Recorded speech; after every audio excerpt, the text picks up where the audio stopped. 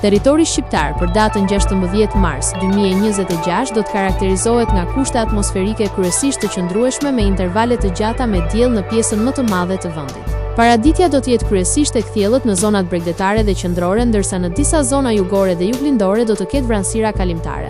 Pasditja vijon me alternime mes diellit dhe vranësirave. Temperatura minimale pritet të zbresë deri në 3 gradë Celsius, ndërsa ajo maksimale do të arrijë deri në 20 gradë Celsius.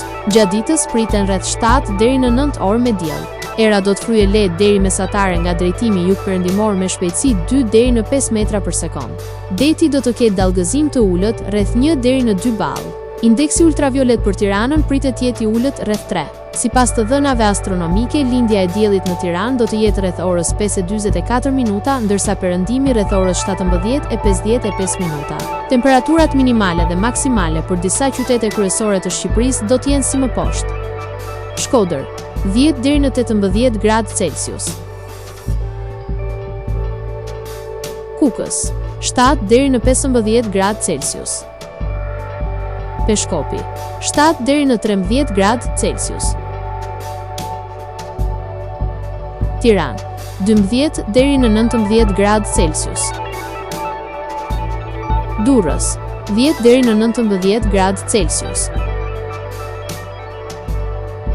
Kavaj, 9 deri në 18 gradë Celsius.